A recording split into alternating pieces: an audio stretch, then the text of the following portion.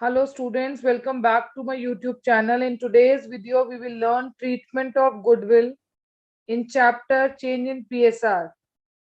Before learning the treatment, it is very much important to understand first the two types of goodwill. So जो सबसे पहला type है बेटा हमारे पास goodwill का वो है सेल्फ जनरेटेड गुडविल और ये आपने अपना वैल्यूएशन ऑफ गुडविल चैप्टर में सीखा है. Self generated goodwill is also known as valued goodwill. And other type of goodwill that we have is purchased goodwill. हमारे पास दो तरह की गुडविल है बेटा, एक है सेल्फ जनरेटेड गुडविल और एक है purchased goodwill. Accounting standard 26 says that self generated goodwill is not recorded in the books of accounts. यानी वो गुडविल जो एक बिजनेस फर्म अपने लिए खुद वैल्यू करती है उसे हम बुक्स में रिकॉर्ड नहीं करते हैं. और यही अगर मैं बात करूं परचेज गुडविल की, which is also known as existing goodwill. कई बार हमने इसे ओल्ड गुडविल भी कहा है. Old goodwill means the goodwill which is already appearing in the books. तो अकाउंटिंग स्टैंडर्ड 26 कहता है this goodwill can be recorded in the books, but record तो हम कर सकते हैं, but it has to be written off as soon as possible. यानी अगर हम बात करें अकाउंटिंग स्टैंडर्ड 26 की, तो ना तो हमें अपनी बुक्स में सेल्फ जनरेटेड गुडविल को दिखाना है, इसको तो हम दिखा ही नहीं सकते. और इवन दो परचेज गुडविल हम बुक्स में रिफ्लेक्ट करते हैं, it has to be written off as soon as possible.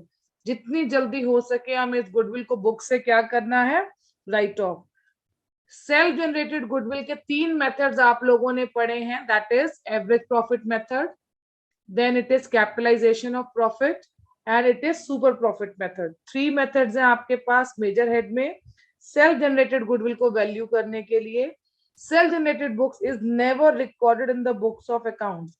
और वहीं अगर मैं बात करती हूँ परचेज गुडविल की, अगर कोई बिजनेस किसी और का रनिंग बिजनेस खरीदता है और उसको अमाउंट जो है उसकी नेट वर्थ से ज्यादा पे करता है, that amount has been spent to buy the goodwill of that particular business. तो वो गुडविल हम बुक्स में रिफ्लेक्ट तो करते हैं, बट उस गुडविल को भी हमें as soon as possible write off करना होता है. और उस गुडविल को हम एग्जिस्टिंग गुडविल भी कहते हैं, ओल्ड गुडविल भी कहते हैं. That is the goodwill which is appearing in the balance sheet. तो इस गुडविल को भी हमें क्या करना है, राइट ऑफ.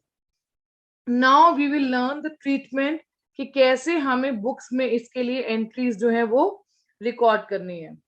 तो बेटा सबसे पहले मैं बात करूंगी ट्रीटमेंट ऑफ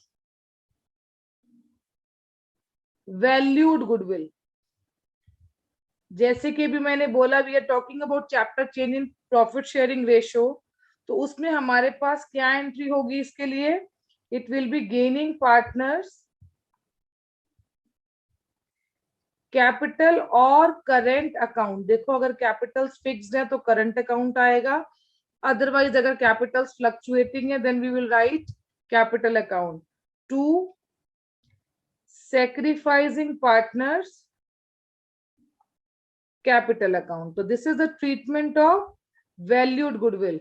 अब अगेन यहां मैं यही बोलना चाहूंगी, कैपिटल या करंट अकाउंट कुछ भी हो सकता है डिपेंडिंग अपॉन कि अकाउंट्स कैसे मेंटेन हो रहे हैं. वैल्यूड गुडविल के लिए हम ये जो ट्रीटमेंट है वो यूज करते हैं. Next is treatment of existing goodwill. Existing goodwill मतलब ऑलरेडी जो हमारी बुक्स में अपियर हो रही है. एग्जिस्टिंग गुडविल कौन सी गुडविल है बेटा, हमारी परचेज्ड गुडविल है. और अब हम इसे बुक्स में कैसे रिफ्लेक्ट करेंगे, अभी मैंने आपको बोला अगर ये गुडविल ऑलरेडी हमारी बुक्स में है तो हमें इसे राइट ऑफ करना है as soon as possible. We all know goodwill is an asset. अगर आप अपनी बैलेंस शीट देखो तो हम गुडविल को एसेट साइड पर ही रिफ्लेक्ट करते हैं. Now I have to write off my asset. तो मुझे अपनी एसेट को क्या करना पड़ेगा, क्रेडिट करना पड़ेगा. So goodwill account will be credited और पार्टनर्स कैपिटल और current account will be debited, तो जो भी हमारे पार्टनर का कैपिटल या करंट अकाउंट होगा हम उसे डेबिट कर देंगे. Now in which ratio will this amount of goodwill will be distributed. अभी मैंने बोला इस गुडविल को हम एग्जिस्टिंग गुडविल भी कहते हैं, ओल्ड गुडविल भी कहते हैं. तो ये गुडविल ओल्ड पार्टनर्स में ओल्ड रेशियो में डिस्ट्रीब्यूट होती है. कोई भी चैप्टर आ जाए, चाहे एडमिशन आ जाए, रिटायरमेंट आ जाए, डेथ आ जाए, अगर आपके पास एग्जिस्टिंग गुडविल है तो आप उसको ओल्ड रेशियो में डिस्ट्रीब्यूट करोगे. और even change in profit sharing ratio में जहां हमारी रेशियो चेंज हो रही है, ओल्ड रेशियो कुछ और है, न्यू रेशियो कुछ और होगी, वहां पर भी हम ओल्ड रेशियो में ही अपने एग्जिस्टिंग गुडविल को जो है वो राइट ऑफ करेंगे. With this, I think the concept of treatment of goodwill is clear as per chapter change in profit sharing ratio. Thank you for watching this video. Stay connected and do subscribe my channel.